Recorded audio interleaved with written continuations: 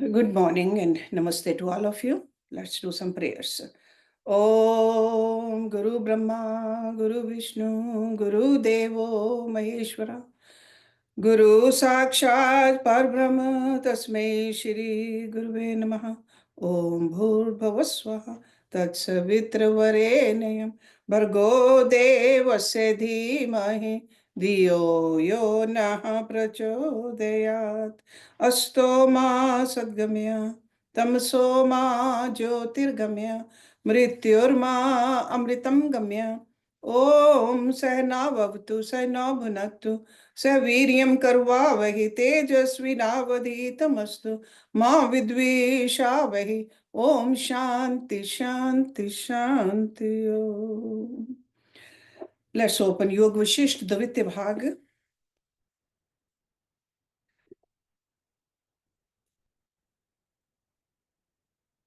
So this is a Nirvana Prakarana, page number 109.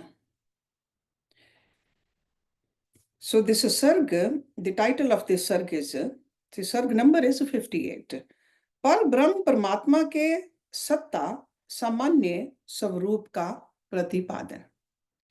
Vashishtha ji बोले, हे राम, परम तत्व परमात्म पद हमको सदा प्रत्यक्ष है और वस्तु रूप वही है, उससे कुछ भिन्न नहीं है. Okay, so what he's saying that, hey, I can see God in everything, everybody, प्रत्यक्ष. ये प्रत्येक आत्मा सब सत्ता का दर्पण है, सब सत्ता इसी से प्रकट होती है, जैसे बीज से पादप की सत्ता प्रकट होती है. पादप क्या होता है? वृक्ष, प्लांट. बीज से पादप की सत्ता प्रकट होती है, वैसे ही आत्मा से जगत सत्ता प्रकट होती है.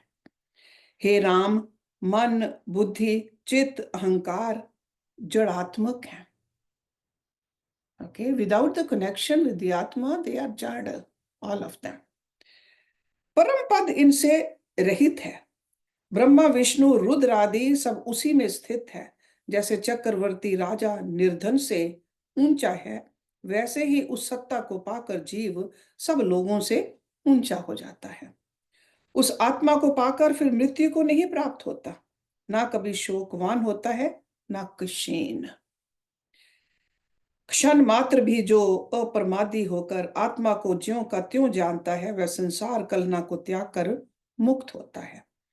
राम ने पूछा, हे भगवान, मन, बुद्धि, चित्त और अहंकार का अभाव होने पर जो सत्ता सामान्य शेष रहती है, उसका भान कैसे होता है? ओके, सो अभाव होने पर means detachment from it. It's just like a letting go, detach from these जड़ात्मक.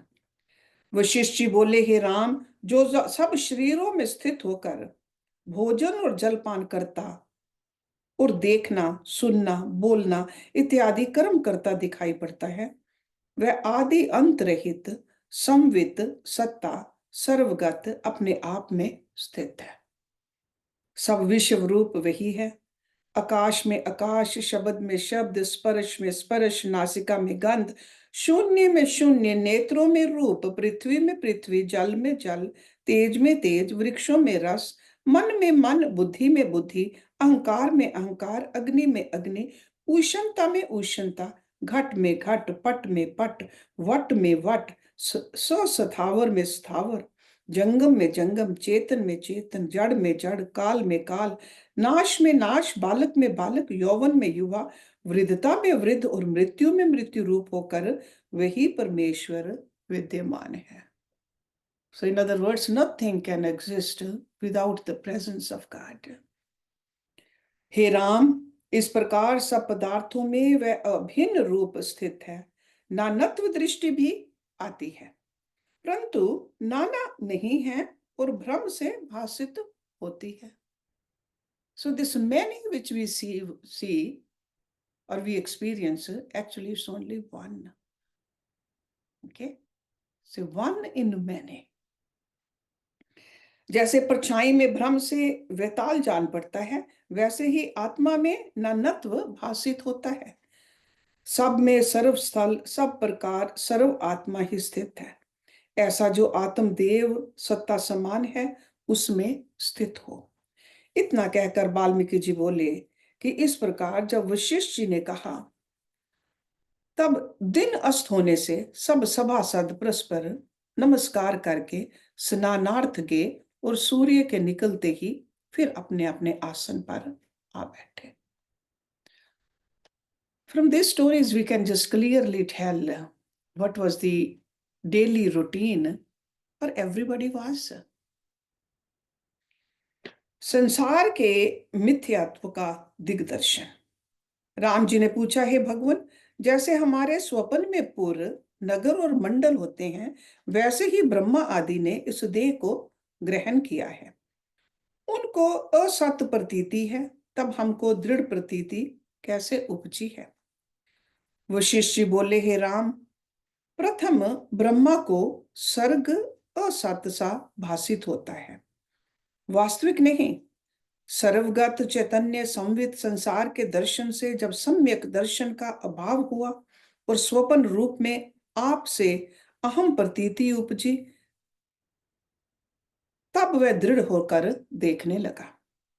जैसे अपने स्वपन में जगत दृढ़ भासता है और मनुष्य उसे स्वपन नहीं जानता, वैसे ही ब्रह्मा का जगत भी सत्य भासित होता है, स्वपन नहीं जान पड़ता। जो स्वपन पुरुष से जन्मा है वह स्वपन रूप है। हे राम, ऐसा जो सर्ग है वह जीव जीव प्रति उदित हुआ है। जैसे समुद्र में तरंगे निकलती हैं, वैसे ही चैतन्य तत्व का आभास जगत दिखता है। जैसे स्वपनपुर असत पदार्थ होते हैं, वैसे ही ये पदार्थ भी अवास्तविक हैं और मन के संकल्प से भ्रम मात्र ही स्पष्ट भासित होते हैं। हे राम, ऐसा पदार्थ कोई नहीं जो इस जगत में सिद्ध नहीं होता और का और नहीं भासित होता और मर्यादा नहीं त्यागता, क्योंकि सब पदार्थ मन के संकल्प से उद्भूत हैं। तुम देखो कि जल में अग्नि स्थित है, जैसे समुद्र में बड़वाग्नि है, ये विपर्य है। इसी कारण कहता हूं कि सब मनोमात्र है। अब देखो, आकाश में नगर बसते हैं, विमान प्रत्यक्ष चलते हैं और चिंतामणि आदि से कमल उपजते हैं। जैसे हिमालय पर्वत में हिम और सब ऋतु के फूल एक ही समय खिलते हैं, जैसे संकल्प के कल्पित वृक्ष से पत्थर निकल आते हैं और शिला में जल निकलता है, चंद्रकांत मणि से अमृत द्रवित होता है और निमेष में घट पट और पट घट हो जाते हैं। निदान स्वरूप के विस्मरण से जीव सत को असत देखता है। जैसे स्वप्न में अपना मरना देखता है, जल पर चलता है, मेघ होकर स्वर्ग में गंगा बहती देखता है और पत्थर उड़ते देखता है। जैसे पंखों वाले पहाड़ उड़ते हैं और चिंतामणि शिला रूप से सब पदार्थ उपजते हैं, ऐसी ऐसी बातें भ्रम से नानत्व विपर्य रूप हो दिखती हैं। इससे तुम देखो कि सब मनोमात्र है, और से और हो जाते हैं। ये इंद्रजाल गंधर्व नगर और शामरी माया के सदृश है। असत ही भ्रम से सत रूप में भासित होता है। ऐसा पदार्थ कोई नहीं है जो सत नहीं और असत भी नहीं। आत्मा के अज्ञान से अनेक ब्रह्म सन्यासी के अनेक स्वप्नों में विभिन्न रूप लेने का विवरण। वशिष्ठ जी बोले, हे राम, ये संसार मिथ्या है। जो पुरुष इसको सत्य जानता है वह महामूर्ख है और भ्रम में भ्रम देखकर महामोह को प्राप्त होता है। जैसे कोई मृग गर्त में गिर पड़ता है और दुखी होता है और फिर उससे भी बड़े गर्त में गिरता है तो अति दुख पाता है, वैसे ही जो मूर्ख पुरुष है वह आत्मा के अज्ञान से संसार रूपी गर्त में गिरता है और उससे अनेक भ्रम देखता है। एक स्वप्न के पश्चात दूसरा स्वप्न देखता है। इस विषय का एक इतिहास कहता हूं, उसे मन लगाकर सुनो। एक मननशील सन्यासी योग के 8वें अंग समाधि में स्थित था। से अष्टांग योग में 8वां अंग समाधि। उसका हृदय समाधि करते करते शुद्ध हो गया था। वह समाधि में दिन बिताता और जब समाधि भंग होती तो फिर आसन लगाकर समाधि में लग जाता था। इसी प्रकार जब बहुत काल बीता तो एक समय समाधि खुलने खुलने पर वह एक चिंतन करने लगा कि जैसे साधारण पुरुष विचरते और चेष्टा करते हैं, वैसे ही मैं भी कुछ चेष्टा करके दिखाऊं। ऐसा विचार कर उसने मन के संकल्प से विश्व की कल्पना की और उसमें आप ही एक बना। उसका नाम जीवट हुआ। निदान व मद्यपान करता और ब्राह्मणों की सेवा भी करता। चेष्टा करते करते वह निद्रित हो गया। स्वप्न में उसको ब्राह्मण के शरीर का भान हुआ तो वह उस ब्राह्मण शरीर में वेद अध्ययन और पाठ करने लगा।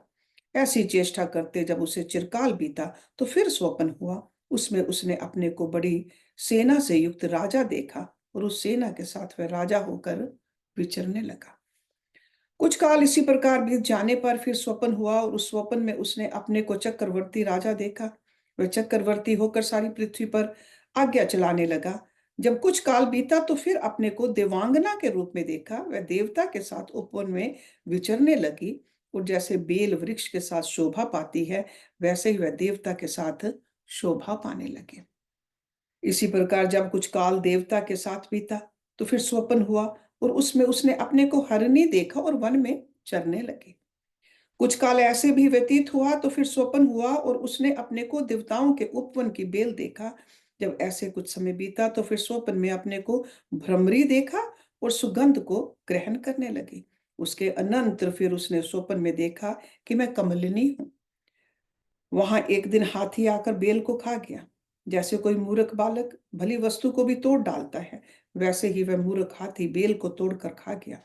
उसके उपरांत उस बेल ने हाथी का शरीर पाकर बड़ा दुख पाया और गड्ढे में गिरा। थोड़े समय के उपरांत हाथी को स्वप्न हुआ और वह भ्रमर होकर कमलों में विचरने लगा। जब कुछ काल बीता तो फिर वह बेल हुआ और उस बेल के निकट एक हाथी आया और उस हाथी के पांवों में वह बेल चूरन हो गई। तब उस बेल को एक हंस ने खाया। तब वह बेल हंस होकर बड़े मानसरोवर में विचरने लगी। फिर उस हंस के मन में आया कि मैं ब्रह्मा का हंस हूं। तब वह अपने संकल्प से ब्रह्मा का हंस बन गया, जैसे जल से तरंग बन जाए। तब ब्रह्मा के उपदेश से हंस को आत्म ज्ञान हुआ। हे राम, अज्ञान से ऐसे भ्रम में पड़कर फिर ज्ञान से वह भ्रम निवृत्त हुआ। फिर विदेह और मुक्त होगा। वह हंस सुमेरु पर्वत में उड़ा जाता था। तब उसके मन में आया कि मैं रुद्र हूं, इसलिए सत संकल्प से रुद्र हो गया। जैसे शुद्ध दर्पण में शीघ्र ही प्रतिबिंब पड़ता है, वैसे ही शुद्ध अंतःकरण के संकल्प से तुरंत वह रुद्र हो गया। जिसको अनुत्तर ज्ञान हो उसको रुद्र कहते हैं। और अनुत्तर ज्ञान वह है जिसके पाने से और कुछ प्राप्य नहीं रह जाता। प्राप्य मीन्स प्राप्त करने के योग्य। ध्यान से अपने को देख उस रुद्र के मन में विचार हुआ कि बड़ा आश्चर्य है कि मैं अज्ञान से इतने बड़े भ्रम को प्राप्त था। बड़ी आश्चर्यमय माया है। मैं तो एक और पड़ा हूं और ये विश्व मेरा स्वरूप है।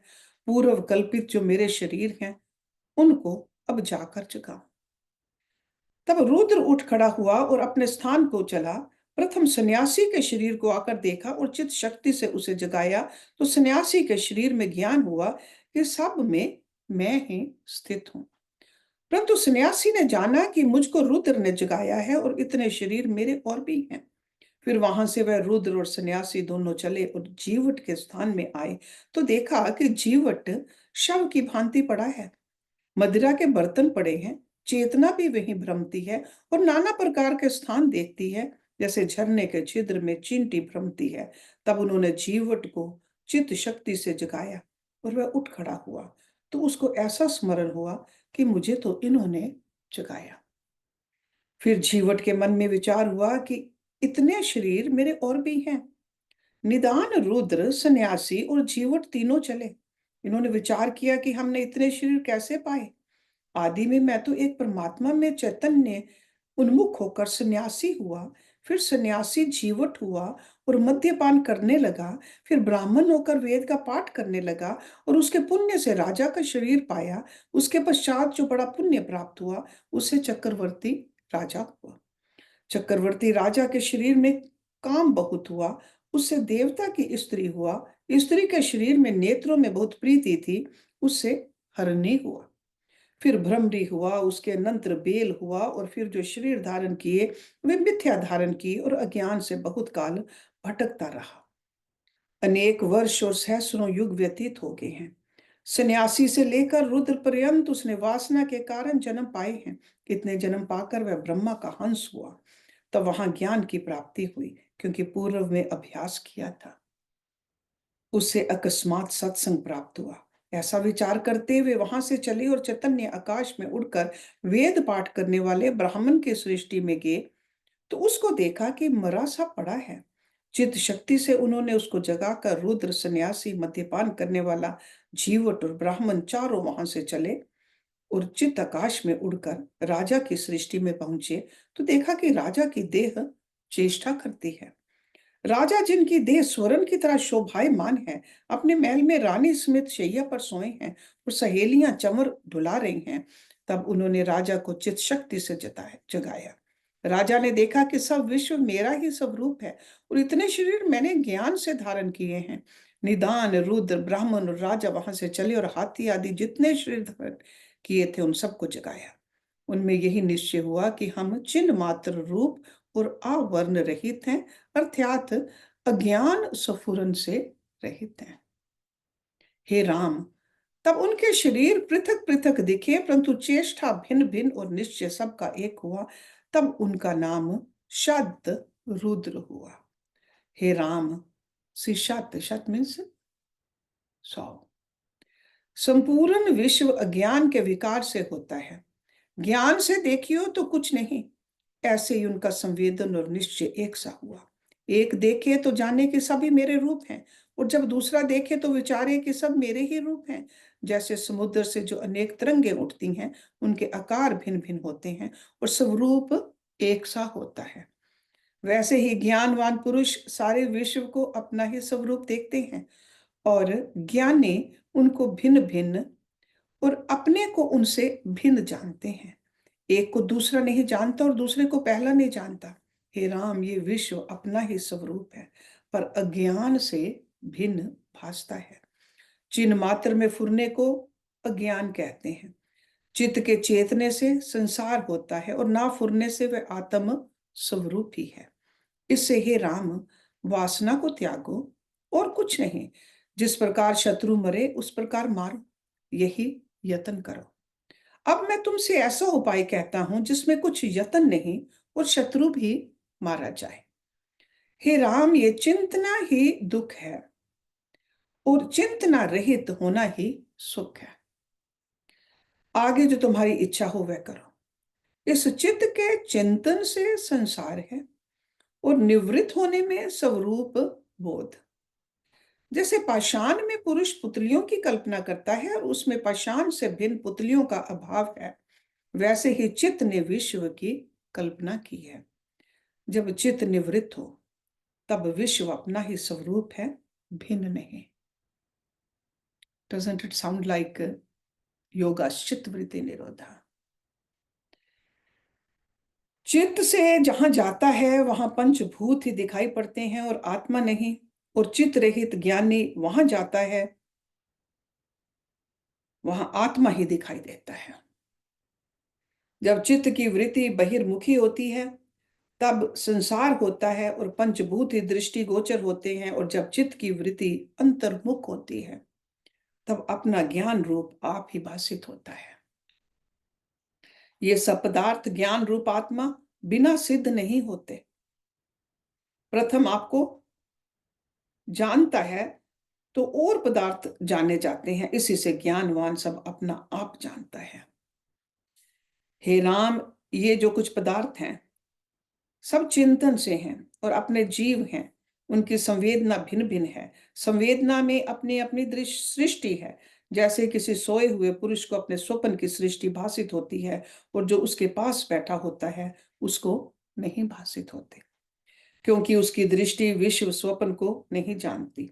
वैसे ही जो ज्ञानी है उसको अपना रूप आप ही भासता है और उस सब जगत को वह अपना ही रूप जानता है। अज्ञानी जिस ओर देखता है उसी ओर पंचभूत दृष्टि गोचर होते हैं। सो पंचभूत मीन्स दिस प्रकृति, माया। जैसे पृथ्वी को खोदने से आकाश दिखाई पड़ता है, वैसे ही ज्ञानी चित्त सहित जहां देखता है वहां पंचभूत ही दृष्टि में आते हैं। इससे हे राम तुम कामना रहित हो जाओ।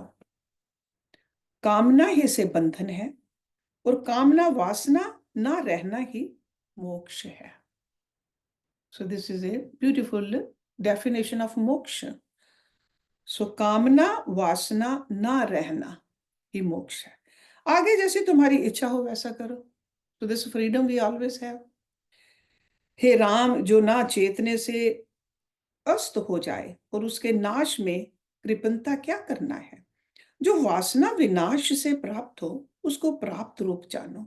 राम ने पूछा, हे मुनीश्वर, ये स्वप्न में जीवट और ब्राह्मण से लेकर अनेक रूप सन्यासी के हुए, फिर उसके उपरांत क्या हुआ। वशिष्ठ जी बोले, हे राम, ब्राह्मण आदि जितने शरीर थे वे रुद्र के जगाने पर सुखी हुए। जब सब एकत्र हुए तब रुद्र ने उनसे कहा, हे साधो, तुम अपने अपने स्थान को जाओ और कुछ काल अपने पुत्र कलत्र के साथ भोग भोगो। तब तुम मेरे गण होकर मुझको प्राप्त होगे और महाकल्प में हम सभी विदेह मुक्त होंगे। हे राम, जब रुद्र ने ऐसा कहा तब सब अपने अपने स्थान को गए। रुद्र भी अंतर्ध्यान हो गए।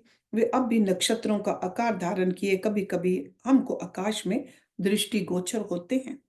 राम ने पूछा, हे भगवान, आपने कहा कि सन्यासी ने जीवट आदि सब शरीर धारण किए, सो वे सत कैसे हुए और उनकी सृष्टि कैसे सत हुई।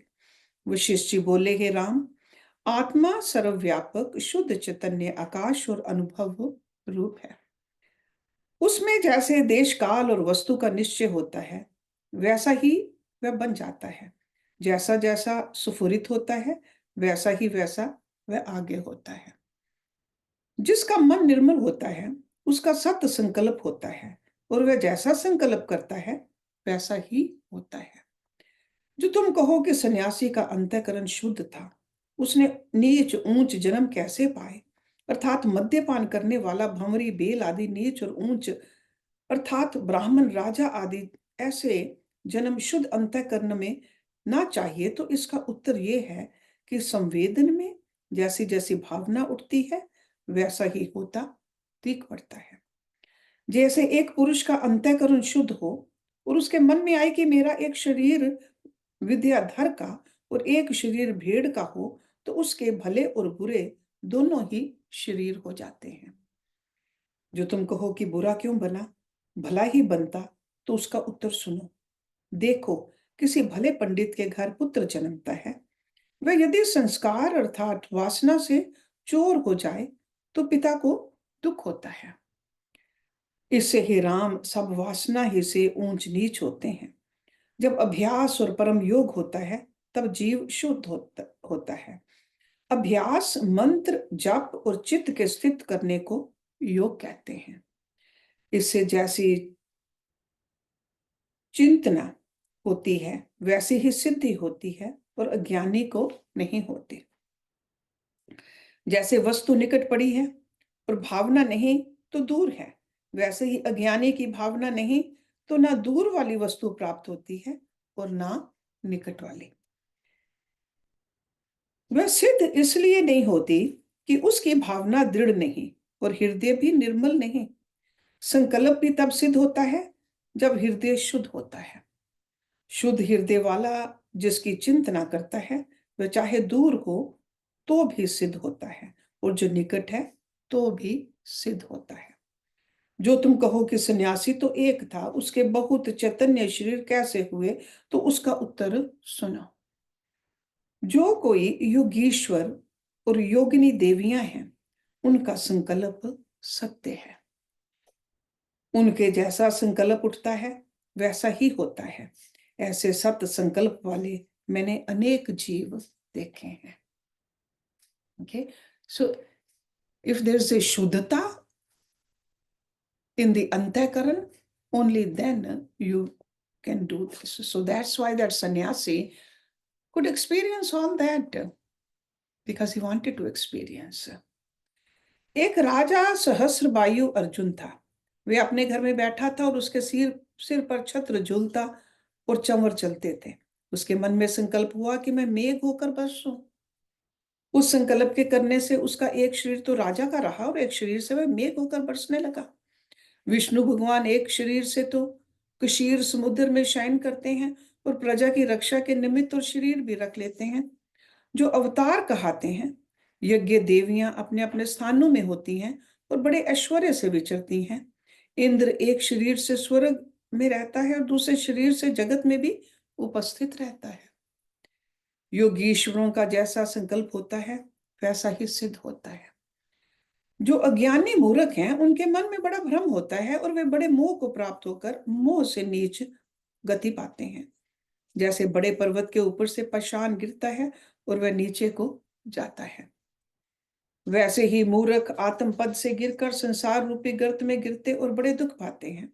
राम ने पूछा, है भगवान, आपने जो कहा कि संसार स्वप्न मात्र है, ये मैंने जाना कि अनंत मोह रूपी विषमता है और आत्म चैतन्य रूप अनंत के प्रमाद से जीव अपने को जड़ और दुखी जानता है। ये बड़ा आश्चर्य है। हे भगवान, ये जो आपने सन्यासी का वृतांत कहा, उसके समान कोई और भी है अथवा नहीं, इसे कहिए। वशिष्ठ जी बोले, हे राम, संसार रूपी मणि में मैं रात्रि के समय समाधि करके देखूंगा और तुमसे प्रभात को जैसा होगा वैसा कहूंगा। इतना कहकर वाल्मीकि जी बोले, हे राजन, वशिष्ठ जी ने जब ये कहा तब मध्याह्न था। नौबत नगाड़े बजने लगे, जिनका प्रलय काल के मेघ का सा शब्द होने लगा। वशिष्ठ जी के चरणों पर राजा और देवताओं ने फूल चढ़ाए और सबने बड़ी पूजा की। जैसे बड़ा पवन चलता है और उसके वेग से बाग में वृक्षों के फूल पृथ्वी पर गिर पड़ते हैं, वैसे ही सबने बहुत फूलों की वर्षा की। इस प्रकार प्रथम तो बहुत पूजा होती रही, फिर वशिष्ठ जी को नमस्कार करके सब उठ खड़े हुए और परस्पर नमस्कार किया। फिर जैसे मंदराचल पर्वत में सूर्य का उदय होता है, वैसे ही वशिष्ठ जी आदि ऋषि और दशरथ आदि सब राजा उठे। तब पृथ्वी के राजा और प्रजा पृथ्वी पर अपने अपने स्थान को चले और आकाश के सिद्ध और देवता आकाश को चले। सब अपने अपने कामों में जा लगे और शास्त्र उक्त व्यवहार करने लगे। रात्रि आने पर विचार करते रहे कि वशिष्ठ जी ने कैसे ज्ञान उपदेश किया है, और उस विचार में उनकी रात्रि क्षणवत बीत गई। इतने में सूर्य की किरणें निकलते ही राम लक्ष्मण आदि सब आए और परस्पर नमस्कार अपने अपने आसन पर शांत रूप होकर बैठे, जैसे पवन न चलने पर कमल स्थिर होते हैं। तब वशिष्ठ जी ने अनुग्रह करके आप ही कहा, हे राम, तुम्हारी प्रीति के लिए मैंने संसार में बहुत खोजा और आकाश पाताल और सप्त द्वीप सब ढूंढ डाले, परंतु ऐसा कोई सन्यासी ना देखा और न किसी का संकल्प उसका जैसा भासित होता है। जब एक प्रहर रात्रि रही, तब मैंने फिर ढूंढकर उत्तर दिशा में एक प्राचीन चिन्मचीन नगर के नाम के नगर में एक मणि देखी। उसके द्वार भीतर से बंद थे। उसमें सफेद बालों वाला एक सन्यासी बैठा था। बाहर उसके चेले बैठे थे। वे इस डर से द्वार नहीं खोलते थे कि कहीं ऐसा ना हो कि हमारे गुरु की समाधि खुल जाए। वह मुनि उस स्थान में दूसरे ब्रह्मा के समान बैठा है। उसको बैठे अभी 21 दिवस हुए हैं, पर समाधि में सहस्र वर्षों का अनुभव हुआ है और उसने बहुत जन्म भी पाए हैं, जो उसको प्रत्यक्ष भासित हुए हैं। उसने सृष्टि भी प्रत्यक्ष देखी है और उसमें विचरा है। हे राम, उसका सा एक और मुनि भी पूर्व कल्प में था। इतना सुन राजा दशरथ ने कहा, हे महामुनीश्वर, आप आज्ञा दें तो मैं अपना अनुचर चिन्मचिन्ह नगर में भेजूं कि वह वहां जाकर उस सन्यासी को जगाए। वशिष्ठ जी ने कहा, हे राजन, वह सन्यासी अब ब्रह्मा का हंस होकर ब्रह्मा के उपदेश से जीवन मुक्त हुआ है और उसका शरीर अब शव है। अब उसमें पुर्यष्टका अर्थात जीव नहीं है। अब उसको क्या जगाना। एक मास पश्चात शिष्य उसका द्वार खोलेंगे तो उस नगर के लोग देखेंगे कि वह मृत पड़ा है। इससे हे राम, ये विश्व संकल्प मात्र ही है। जो तुम कहो कि एक से बहुत कैसे हुए, तो सुनो। ये मुनीश्वर, ऋषि, राजा आदि जो लोग हैं, ये अनेक बार एक सा शरीर धारण करते हैं। कभी कई बार कुछ सदृश और कुछ असदृश सा धारण करते हैं। कभी थोड़ा मिलता हुआ और अनेक बार पहले से बिल्कुल ना मिलता हुआ विलक्षण। इन नारद जी के समान और भी नारद होंगे।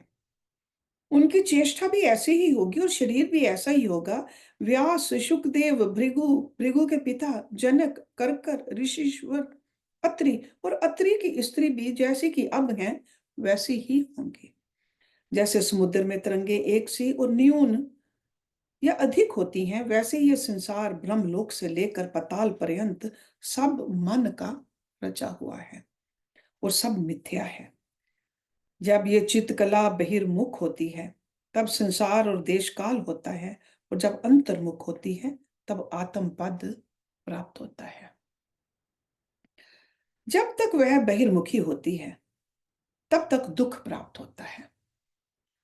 अपना स्वरूप आनंद रूप है, उसमें चित्तकला जानती है कि मैं सदा दुखी हूं।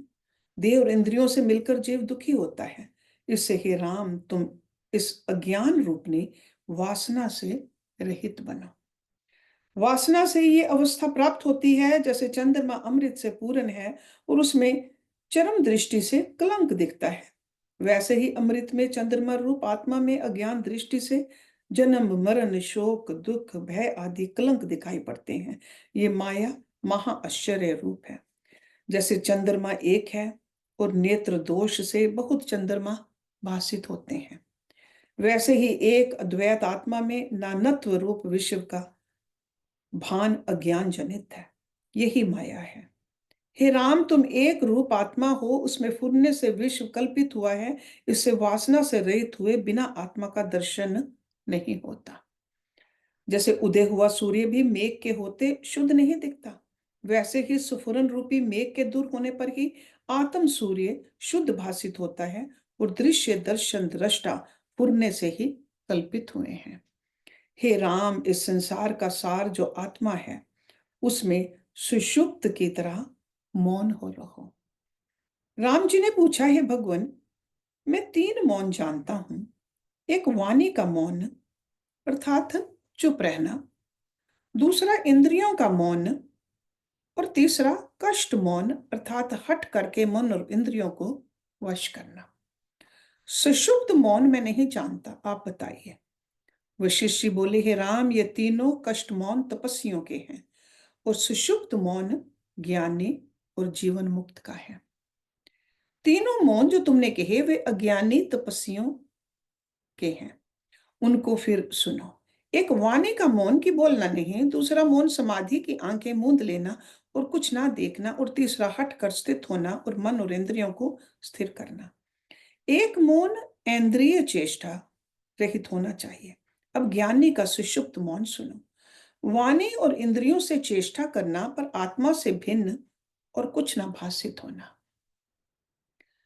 अथवा ऐसा होना कि ना मैं हूं ना जगत है, अथवा ऐसा होना कि सब मैं ही हूं, ऐसे निश्चय में स्थित होना बड़ा उत्तम मौन है। हे राम, आत्मा की सिद्धि विधि से भी होती है और निषेध से भी। उस आत्मा में स्थित होना बड़ा मौन है। हे राम, ये जो मैंने सुषुप्त मौन कहा है वह क्या है, सुनो। द्वैत रूप संसार के फुरने से सुषुप्त होना, आत्मा में जागना और ऐसे देखना कि ना मुझ में जागृत है, न स्वप्न है, न सुषुप्ति, इस निश्चय में स्थित होना तुर्यातीत अवस्था है। ये पंचम मौन है। ऐसा तुर्यातीत पद अनादि अनंत जरा रहित शुद्ध निर्दोष है। हे राम, ज्ञानी इंद्रियों को रोकने की इच्छा भी नहीं करता और ना विचरने की इच्छा करता है। जो स्वाभाविक आ पड़े उसी में स्थित होता है। ये परम मौन है। ज्ञानी को सुख की इच्छा भी नहीं और दुख की भीति भी नहीं। भीति में से डर। वह हे और उपादेय से रहित है। हे उपादेय, what I want to grab and what I want to let go। हे राम, तुम रघुवंश में चंद्रमा हो, अपने स्वभाव में स्थित हो। संसार भ्रम मन के फुरने से होता है जो मिथ्या है, वास्तविक नहीं। ना शरीर सत्य है, ना माया। हे राम, तुम्हारा स्वरूप ओमकार चैतन्य ब्रह्म है। इस आकार को अंगीकृत करके स्थित होना परम उत्तम मौन है। राम ने पूछा, हे भगवान, ये जो पीछे आपने सब रुद्र कहे, वे रुद्र थे कि रुद्र के गण? वशिष्ठ जी बोले, हे राम, जिसको रुद्र कहते हैं उसी को गण कहते हैं। ये सभी रुद्र हैं। फिर राम ने पूछा, हे भगवान, ये जो आपने कहा कि सब रुद्र हुए, तो ये एक चित्र थे, सब कैसे हुए? जैसे दीपक से दीपक होता है, क्या इसी भांति हुए? वशिष्ठ जी बोले, हे राम, एक सावर्ण है, दूसरा निरावर्ण। जिसका शुद्ध अंतःकरण है वह निरावर्ण है, और जिसका मलिन अंतःकरण है वह सावर्ण है। सो सावर्ण मीन्स अवर्ण के सहित, के स अवर्ण। शुद्ध अंतःकरण में जैसा निश्चय होता है वैसा ही तत्काल आगे सिद्ध होता है, और मलिन अंतःकरण का निश्चय सिद्ध नहीं होता। इससे जो शुद्ध निरावर्ण रुद्र है वही आत्मा और सर्वव्यापी है। जो उसका निश्चय होता है वह सत्य है। राम ने पूछा, हे भगवान, सदा शिव की चेष्टा तो मलिन है। रुंडों की माला गले में धारण करते हैं और विभूति लगाकर शमशान में विहार करते हैं। स्त्री वामांग में रहती है, आप किस प्रकार कहते हैं कि उनका अंतःकरण शुद्ध है? वशिष्ठ जी बोले, हे राम, शुद्ध अशुद्ध अज्ञानी को कहते हैं। जो शुद्ध रहे, अशुद्ध में लिप्त ना हो, वह ज्ञानी है। वह अपने में क्रिया नहीं देखता और उसको शुद्ध अशुद्ध में राग द्वेष नहीं होता। ऐसे सदा शिव जी को ग्रहण या त्याग नहीं है। उनकी दृष्टि में जो स्वाभाविक चेष्टा होती है वह ऐसे होती है जैसे आदि परमात्मा विष्णु भगवान चार भुजा धारण किए संसार की रक्षा करने के लिए शुद्ध चेष्टा से अवतार लेकर धर्म की रक्षा करते हैं और पापियों को संहारते हैं। यह आदि सुफुरन हुआ है। जो क्रिया स्वाभाविक ही आकर प्राप्त हो, उस क्रिया प्रति राग द्वेष करके उनको है या उपादेय कुछ नहीं है। उनको क्रिया का अभिमान भी नहीं होता, इसी से क्रिया का बंधन भी नहीं होता। इससे यह सिद्ध है कि जगत सुफुरन मात्र है। जब तुम फुरने से रहित होगे तब तुमको त्रिपुटी न भासेगी, अर्थात आत्मा से भिन्न कुछ नहीं भासित होगा। इससे अज्ञान रूप फुरने से रहित होकर जब तुमको आत्म पद का साक्षात्कार होगा, तब तुम जानोगे कि मुझ में सुफुरन दृश्य अदृश्य कुछ नहीं, केवल आत्म पद है, जिसमें एक कहना भी नहीं तो द्वैत कहां से हो? हे राम, दृश्य अदृश्य, फुरना या ना फुरना और विद्या अविद्या, ये सब उपदेश के निमित्त कहते हैं। आत्मा में कुछ नहीं कहा जाता। आत्मा एक है जिसमें द्वैत का अभाव है। जब चित्त परिणाम बहिर्मुख होता है तब विश्व का भान होता है, और जब चित्त अंतर्मुख परिणाम पाता है तब अहमता और ममता का नाश होता है और चैतन्य शेष रहता है। जब अतिशय अंतर्मुख परिणाम होता है तब चैतन्य भी नहीं कहा जाता, और जब इससे भी अतिशय परिणाम पाता है तब है या नहीं भी नहीं कहा जाता। हे राम, ऐसा तुम्हारा आत्मा अपना आप स्वरूप और शांत पद है, वह गिरातीत है। ऐसा कहिए तो इंद्रियों का विषय है, और वैसा कहिए तो इंद्रियों से परे है। जब तुम अपने में स्थित होगे तब जानोगे कि मुझ में अहम का फुरना कुछ नहीं है।